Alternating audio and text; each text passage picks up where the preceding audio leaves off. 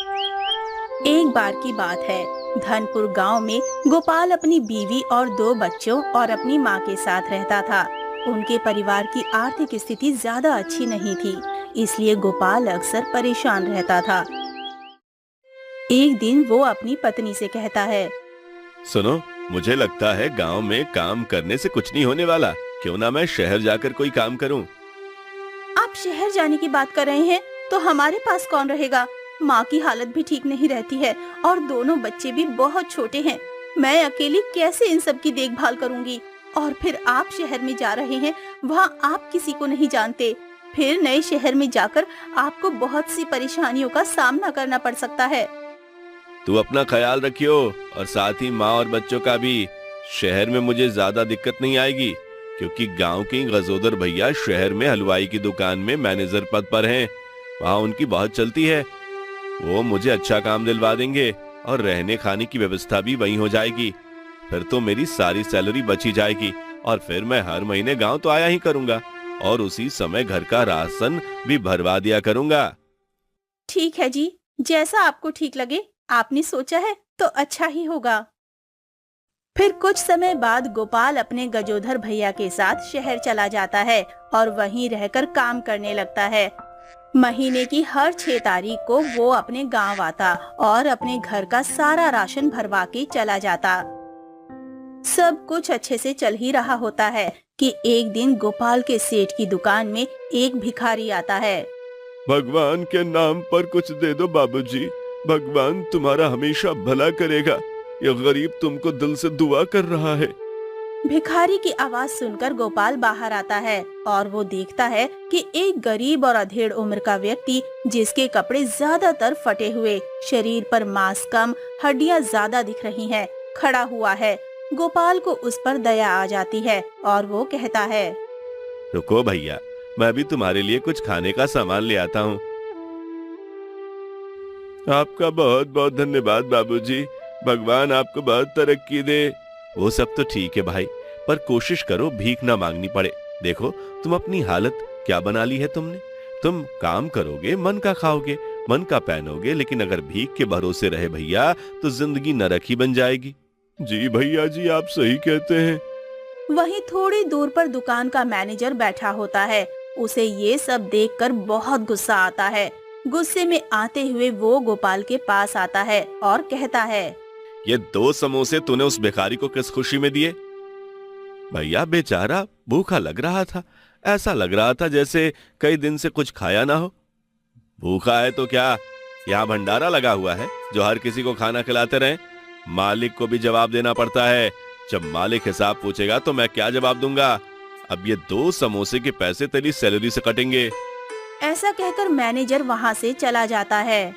बाबूजी मुझे माफ कर देना, मेरी वजह से आपको इतना सुनना पड़ा।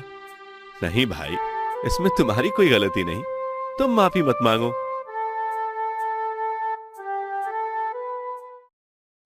महीने की 5 तारीख पर। गोपाल, आज तो बड़ी खुशी की बात है। एक बहुत बड़ा ऑर्डर आया है। अगर वो ऑर्डर हमने पूरा कर दिया तो मालिक बहुत खुश होंगे। क्या सच में भैया?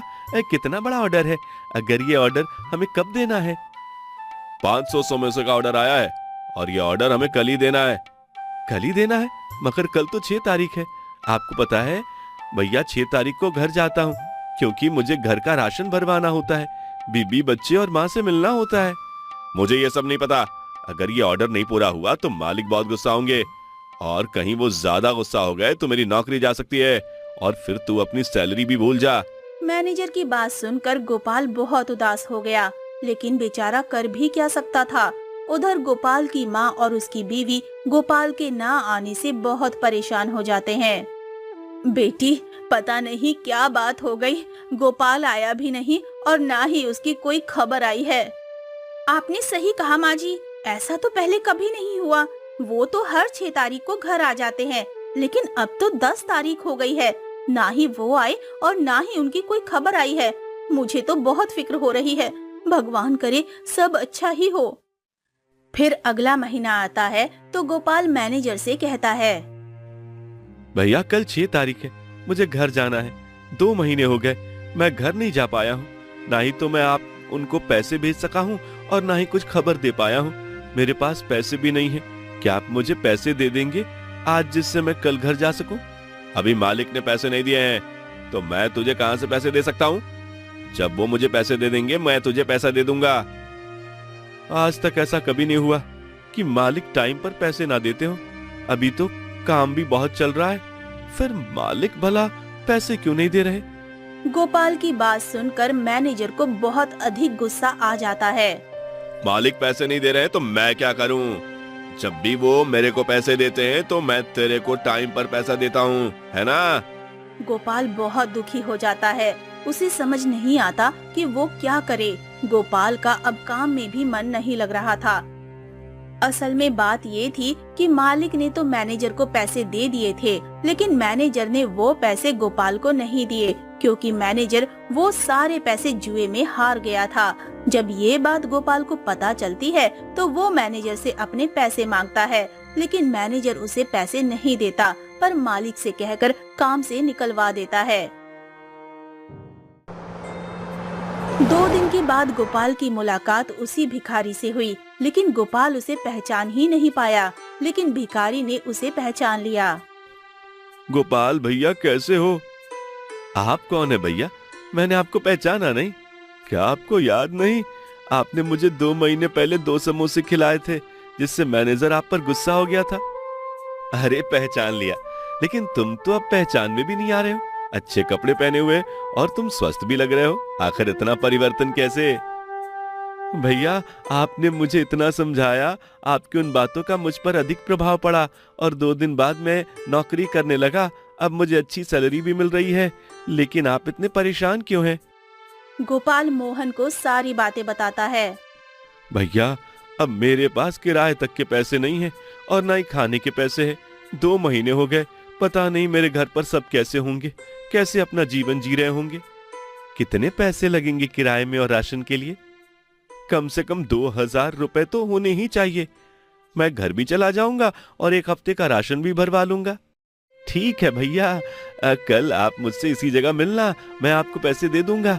ये लीजिए 100 रुपए, आप खाना खा लीजिए। गोपाल के मना करने पर भी मोहन गोपाल को पैसे देता है। अगले दिन मोहन पहले से ही गोपाल का वहाँ इंतजार कर रहा होता है।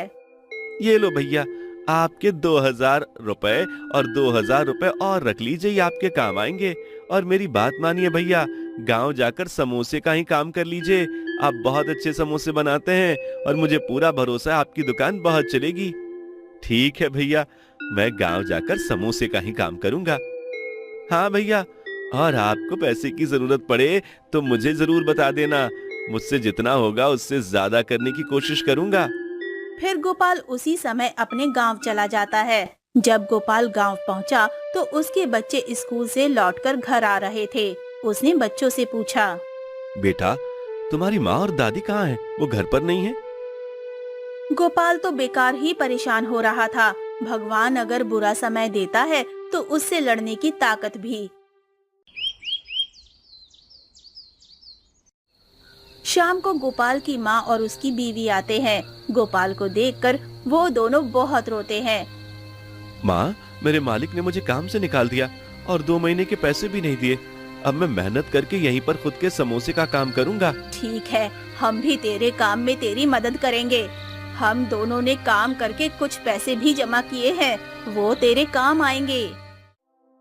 गोपाल फिर समोसे की दुकान खोल लेता है। धीरे धीरे गोपाल की दुकान चल पड़ती है और कमाई भी अच्छी होने लगती है और वो गांव के अलावा शहर में अपनी दुकान खोल लेता है। शहर वाली दुकान वो मोहन को दे देता है। एक दिन शहर वाली दुकान पर एक भिखारी आता है। मोहन 4 समोसे प्लेट में रखकर भिखारी को दे देता है। मैं ये समोसे नहीं खा सकता हूँ, मेरे पास पैसे नहीं है। आपको पैसे देने की जरूरत नहीं है गजोदर भैया। आप मेरा नाम कैसे जानते हैं? मैंने तो आपको कभी देखा ही नहीं और ना ही आपको जानता हूँ। भैया, आपकी दुकान पर 2 महीने पहले एक भिखारी आया था, जिससे आप बहुत गुस्सा हो गए थे और आपने गोपाल भैया को बहुत कुछ बोल दिया था। हाँ हाँ, ये तो बात है। लेकिन तुम ये सब कैसे जानते हो? मैं इसलिए जानता हूँ क्योंकि वो भिखारी कोई और नहीं बल्कि मैं ही हूँ। मुझे माफ कर देना, मैंने उस दिन आपकी बेइज्जती कर दी। कोई बात नहीं भैया, बात गई। चलिए मैं आपको गोपाल भैया से मिलवाता हूँ। क्या? गोपाल वो कहाँ है? मुझसे भी उससे मिलना है, अपने बुरे कर्मों के लिए उससे माफी मांगनी है।